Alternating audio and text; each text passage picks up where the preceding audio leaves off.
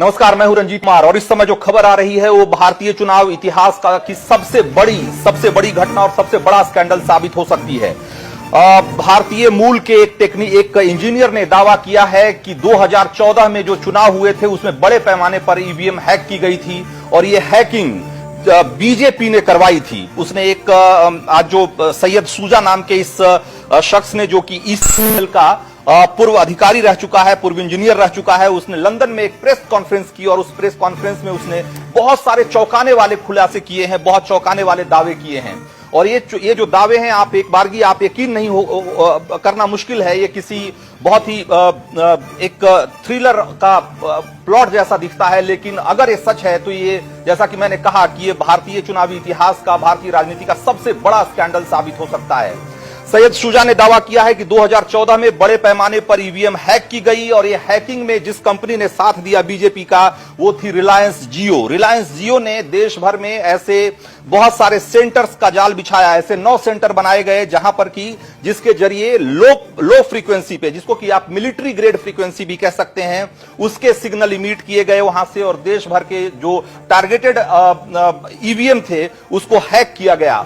जो सैयद शुजा है, उनका दावा है कि जो लोग काम कर रहे थे इन सेंटर्स में, उन्हें भी नहीं पता था कि वो एक तरीके से ईवीएम हैकिंग में इन्वॉल्व हैं, क्योंकि उन्हें लग रहा था कि वो सिर्फ डेटा एंट्री कर रहे हैं और असल में वहां से हैकिंग चल रही थी। सैयद शुजा का दावा है कि वो उस टीम का हिस्सा रहे हैं जिसको कि ईसीआईएल यानी कि electronics corporation of India limited, जिसने कि इस ईवीएम को डिजाइन किया है, इस ईवीएम को बनाया है, उसने एक प्रोजेक्ट के तहत इन्हें ये जिम्मेदारी सौंपी थी कि ये पता लगाए कि ईवीएम हैक किए जा सकते हैं कि नहीं।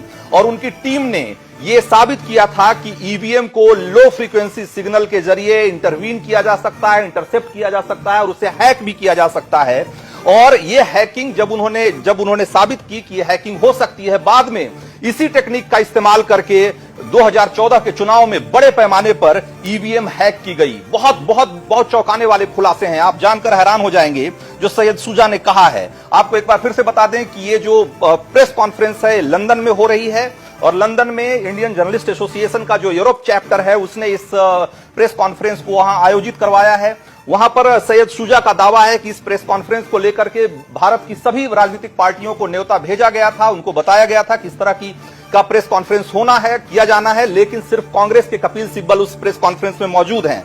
भारतीय मूल के बहुत सारे पत्रकार भी उस प्रेस कॉन्फ्रेंस में मौजूद हैं और वहां पर एक डेमो के जरिए, एक डिमॉन्स्ट्रेशन के जरिए उन्होंने दिखाने की कोशिश की है कि कैसे लो फ्रीक्वेंसी यानी कि मिलिट्री ग्रेड फ्रीक्वेंसी सिग्नल के जरिए ईवीएम में छेड़छाड़ संभव है, उसे हैक किया जा सकता है और उससे चुनाव के नतीजों को प्रभावित किया जा सकता है। सैयद शुजा ने यह भी कहा है कि 2014 में, न सिर्फ 2014 में बल्कि बाद के भी बहुत सारे इलेक्शंस में, जो स्टेट इलेक्शंस थे, वहां पर भी हैकिंग की गई। और उनका दावा है कि इस बार मध्य प्रदेश, छत्तीसगढ़ और राजस्थान में भी नतीजे एकदम अलग होते, बीजेपी यहां जीत जाती, अगर उन्होंने और उनकी टीम ने इसको इंटरसेप्ट नहीं किया होता। जो बीजेपी की तरफ से जो ये हैकिंग की कोशिश की जा रही थी, अगर उसको इंटरसेप्ट नहीं किया होता तो यहां भी नतीजे पलट जाते और बीजेपी के फेवर में जाते। यहां तक कि उनका दावा है कि हमने और उनकी टीम ने बीजेपी के लोगों से इस बारे में बात करने की कोशिश की थी, बल्कि उन्होंने यहां तक स्वीकार किया है कि उनकी टीम ने बीजेपी को ब्लैकमेल करने की कोशिश की थी। और इसी सिलसिले में हैदराबाद के एक सबर्ब में उनकी मुलाकात हुई थी बीजेपी के कुछ नेताओं से, जहां पर कि उन पर हमला हुआ और उनके टीम के ज्यादातर लोगों को गोली मार दी गई। और फिर उसी दिन किशनगढ़ में एक दंगा कराया गया और उस दंगे के विक्टिम के तौर पर उनके टीम के लोगों की बॉडी जो है वो डिस्पोज ऑफ कर दी गई। यह भी बहुत चौंकाने वाला खुलासा है। साथ ही साथ यह भी उन्होंने दावा किया है कि इस हैकिंग के बारे में गोपीनाथ मुंडे, पूर्व केंद्रीय मंत्री और बीजेपी के वरिष्ठ नेता गोपीनाथ मुंडे को सब कुछ पता था और इसीलिए उनकी हत्या की गई। असल में उनकी मौत नहीं हुई थी कार एक्सीडेंट में, बल्कि उनकी हत्या कर दी गई थी। और जब इसकी जांच के दौरान तंजील अहमद नाम के पुलिस अधिकारी को इसका पता लगा और वो इसकी रिपोर्ट फाइल करने वाले थे, तो तंजील अहमद को भी मार दिया गया, उनकी भी हत्या कर दी गई। ये 4 days ago Syed was attacked in the United States and he was unable to take the flight that he was booked on from Newark to London on Saturday night and arrive here yesterday morning. So we had a bit of a crisis yesterday, but despite the fact that he is clearly injured, and we have managed to persuade him to make an appearance so that he tells his story and you can also put questions to him. So with those words, it's over to you, Syed. Hello everyone, thanks for coming down there. I use Hindi, English, American, British both. So everyone loud and clear? Yes, please speak in English so that everyone can understand. You Okay, can do so that's with an American accent, but do speak English. Alright, so my name is Shuja. I'm known with many names. You know, some call me Sid, some call me Syed, some call me Rinkesh, some call me Mohit. I'm also a fortune teller. So I can tell you what is going to happen after this press conference. First thing, Election Commission of India will deny the possibility of EVM hacking. Second, the ruling party will deny their involvement in what happened since 2013 and today. Third, the Electronic Corporation of India will deny my existence as an employee of ECI. And fourth, that I don't exist in any system whatsoever in India because I'm dead 4.5 years ago. So these are the things which are definitely going to happen in about 2 hours from here.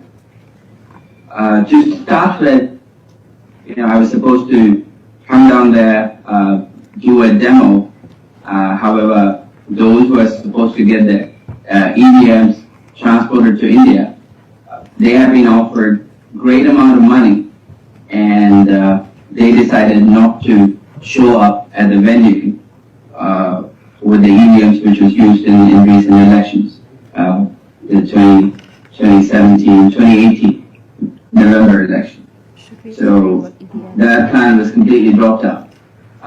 However, If I could just stop you there for a minute, I just want to say that ECIL means Electronic Corporation of India Limited. It's a public sector company which manufactures what are known as electronic voting machines or EVMs. Please carry on, Syed. so, the EVMs, the ballot.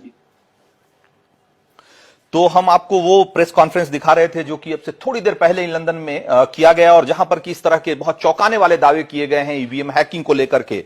जैसा कि उन्होंने दावा किया कि 2014 में EVM बड़े पैमाने पर हैक की गई थी और भी बहुत सारे स्टेट इलेक्शन हैं जिसमें कि ईवीएम की हैकिंग हुई। बहुत चौंकाने वाली बातें कही गई है। गोपीनाथ मुंडे की मौत नहीं हुई थी, उनकी हत्या की गई थी और उनकी मौत की जांच कर रहे अधिकारी ने जब उनकी हत्या की बात उजागर करनी चाहिए, सार्वजनिक करनी चाहिए तो उनकी भी हत्या कर दी गई। हालांकि यह फैक्ट है कि तंजील अहमद जो कि एनआईए में डीएसपी के रैंक पर काम कर रहे थे और गोपीनाथ मुंडे के केस से जुड़े हुए थे, 2016 में उनकी हत्या कर दी गई थी। इसके